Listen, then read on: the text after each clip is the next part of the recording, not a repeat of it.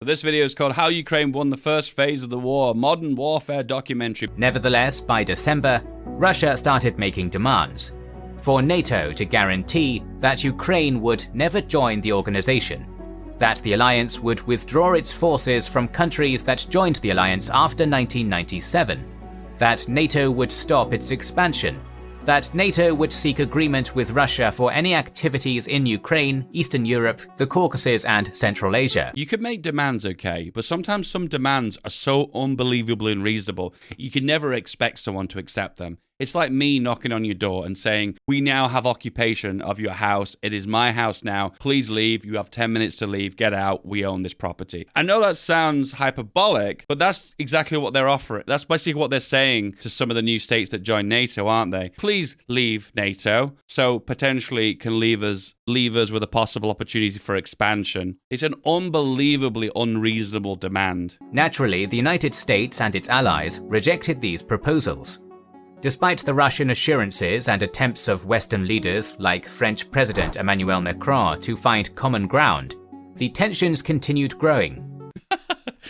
How long is this table? How long is it? Putin, can you speak up? Can you speak up? I can't hear you. Macron, what?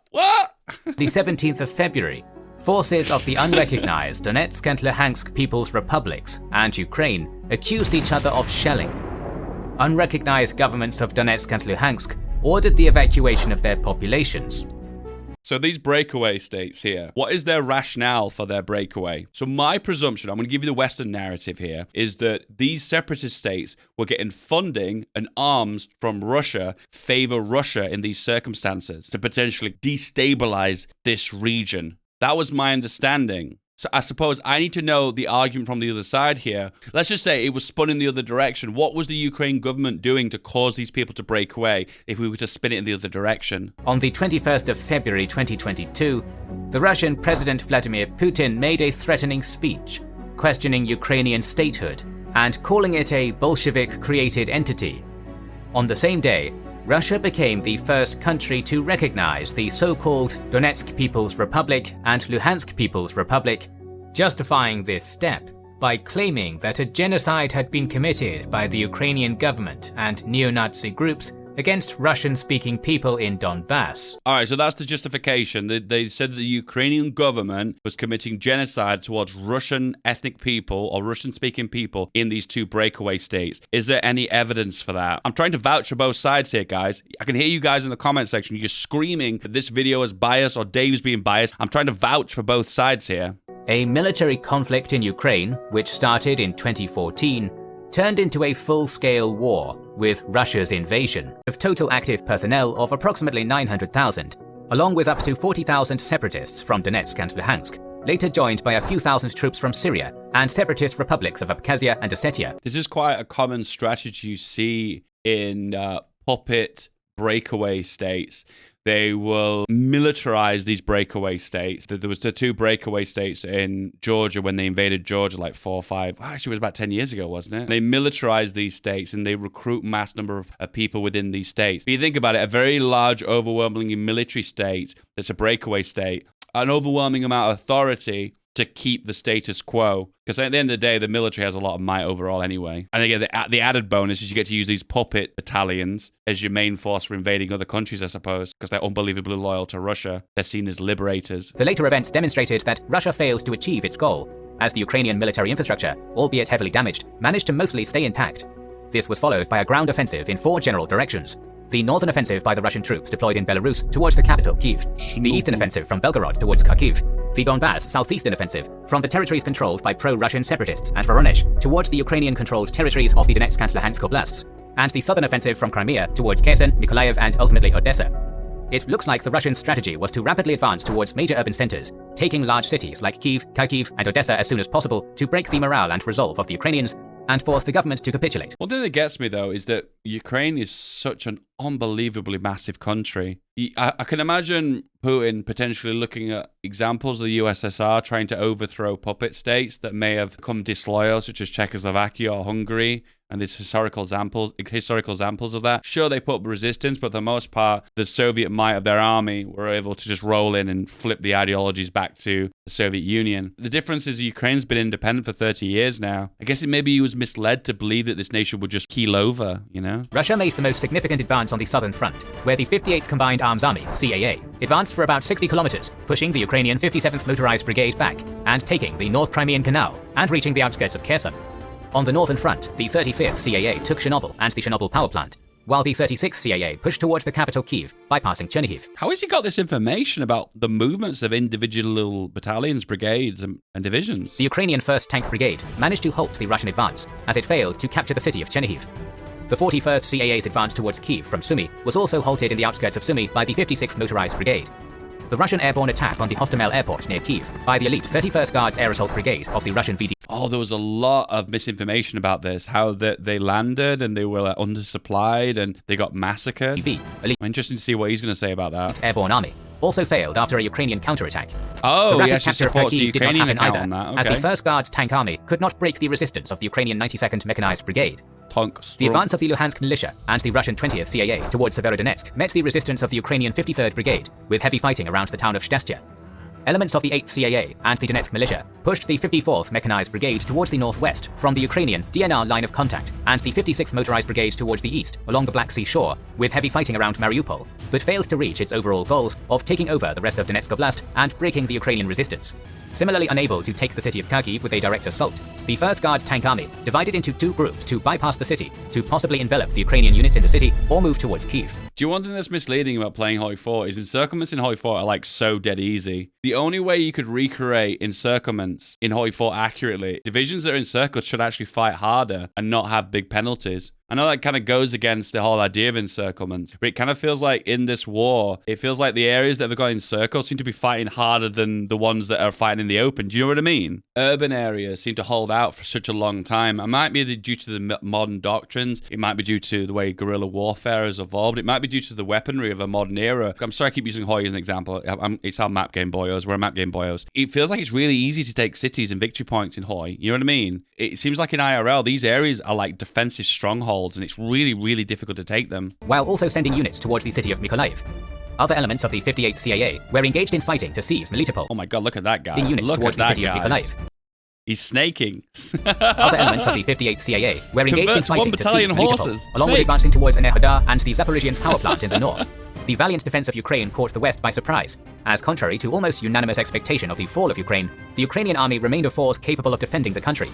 As a result, for the first time in history, the EU announced direct military aid to a foreign country, Ukraine, while Germany made a major... Whoa, that's the first time the EU's ever done that. Germany breaking neutrality. 1945, like, all of a sudden, Germany's woken up again. Wake up, knock, knock, Germany. Someone in the chat just said that I think one of the reasons breakthroughs in Hoi 4 are too easy to compare to IRL is AI doesn't respond well. 100% correct. In one of my games I played recently, I was taking out Germany and the last victory point to take out was Vienna. It might have been an accident, but all of a sudden the AI stacked like 20 divisions on Vienna and I couldn't take Vienna directly. So I had to go around it and encircle it before I took them. And I thought to myself like, wow, wouldn't it be so cool if the AI specifically reacted to certain victory points getting broke through and actually tried to defend them more securely? That would be so cool. But it was just a coincidence. Also, the first death of a Russian general in the war was reported, as the deputy commander of the 41st CAA. I am going to just say this straight up right now. I think a lot of these reports of dead Russian generals is just kind of bullshit.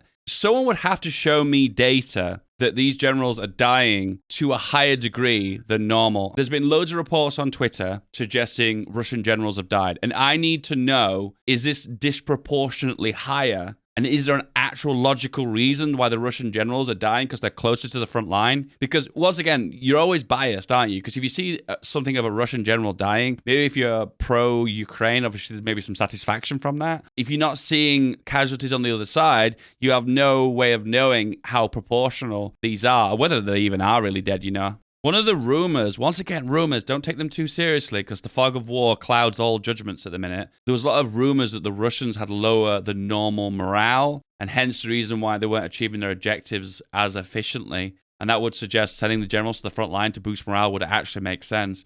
On March 8th, Russia took steps to solidify its encirclement of Mariupol by capturing the highway between the city and Volnovakha, while also moving elements of the 41st CAA to the Sumy Oblast to strengthen its extended and constantly attacked supply lines.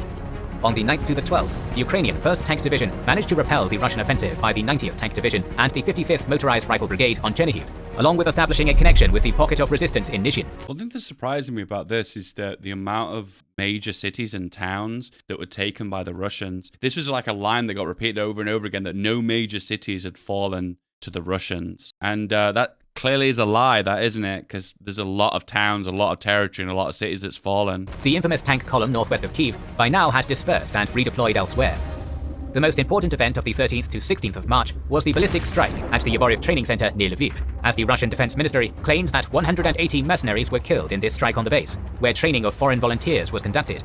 That was a risky move by the Russians by hitting something so close to the Polish border. Just by the act of hitting something so close to a NATO ally, you're potentially provoking them, aren't you? And this will rally Polish people towards Ukraine. On the 30th of March, reports of withdrawal of several Russian units from the Kyiv axis started to emerge, whether due to heavy losses or as part of a campaign to de-escalate military operations around Kyiv. Let's go down the path that the rumors that morale for the Russians was always really low from the get-go. Let's go down the path that it was a special military operation. They thought it was a training exercise. The troops have low morale, yada yada. Let's just go down that path. Let's say that's true. Wouldn't pulling out of these regions to the north and giving all this land back to Ukraine have a devastating impact on morale as well? It feels like to me like a domino effect. On April 2nd, the Ukrainian Defense Ministry stated that Ukraine was now controlling all of the Kyiv Oblast. On April 4th, the governor of Zhytomyr Oblast also stated that the region was now completely under Ukrainian control. By April 5th, there were no Russian troops left in the Chernihiv Oblast either. Ukraine prevailed on the northern front and the Battle of Kyiv against all odds. As the Ukrainian army reclaimed Bucha, it witnessed horrific scenes of hundreds of civilians lying dead on its streets. Satellite images taken on the days when the Russian army still controlled this town prove beyond reasonable doubt that this massacre was indeed committed by Russia. See, it makes me think, like they found like hundreds of bodies laying in the streets, and then potentially they found unmarked graves as well. So potentially the total death toll in Bucha is hard to actually know, isn't it? Yeah, it's difficult to put into perspective what happened here until, I guess, the war's officially over. And maybe we hear first-hand accounts from the Russians who occupy this region, what they said. I know the Russians may be biased towards their side, but the honest truth is that if they see atrocities with their own eyes, not everyone will keep their lips shut. A bit like a lot of the death camps in Germany and Poland. After the war, a lot of old German soldiers spoke up. Russia continued very slow but steady progress in Donbass, as they claimed to capture Zolotoy in the Donetsk Oblast and Shchlivka in the Luhansk Oblast. So this is the secondary objective. It's to try and consolidate the south, isn't it, and try and avoid the north. By the 5th of April, elements of the 1st Guards Tank Army, including elements of the 2nd GMRD, 4th GTD, 47th GTD, the 106th GAD, the 144th MRD, and the 3rd MRD, were redeployed to Izium, and we can expect most of the Russian offensive operations to be conducted along the Donetsk River, which the Ukrainian 25th Airborne Brigade and the 81st Air Assault Brigade will try to defend. The presidential aide, Arestovich, noted in his interview that the Ukrainian army faces 8-1 numerical disadvantage on this axis. On the 6th of April, it was confirmed that the Russian army completed its withdrawal from the Sumy Oblast too. So now when people say to me that the Ukraine attack was a distraction, that's absolute bullshit. They took half of the north of the country. That you can't say they willingly pushed everything in the north just for the sake of taking the corridor to the south. I don't know, I'm not buying that. Despite the overwhelming advantage in firepower, bad planning by the Russian command manifested in an inability to conduct major offensive operations in the coordination of a large number of units and different branches of the military. Poor logistical preparation was demonstrated by images of incapacitated military vehicles due to lack of fuel, and insufficient food supplies proved by the Russian looting of civilian stores. Low morale, the clear indicator of which is scores of Russian servicemen, particularly conscripts, surrendering to Ukrainians, since they don't really understand what they're fighting for and are just completely unprepared for the brutality of war. Inability to ensure air domination, despite the huge numerical advantage in military aircraft, has made the Russian war effort in Ukraine go horribly wrong. I want him to expand on that. What's the deal with the air supremacy issues? I want to know what's going on here. By April 7th, Oryx military analysis blog visually confirmed Russian losses at 448 destroyed or abandoned tanks, 750 armored vehicles, 20 fighter jets, 32 helicopters, and 3 Navy ships, against Ukrainian losses of 95 tanks, under 200 armored vehicles, 18 aircraft and helicopters, and 15 ships. According to the NATO estimates of the 29th of March, 7,000 to 15,000 Russian soldiers have been killed in Ukraine. The US sources reported on the 9th of March that 2,000 to 4,000 Ukrainian soldiers were killed during the invasion. I would take those numbers with a grain of salt because at the minute, once again, the conflict is still going on. We have not got a full conclusion yet. Fog of war clouds everything. That was really interesting, though. If you like this, guys, don't forget to like and subscribe. Feel free to comment below. Tell me how much you love Ukraine or you love Russia. And tell me what your favorite media outlet is that you're getting all this information from. I'll see you guys later. Bye. Everyone who loved this video also loved this one. Give it a click.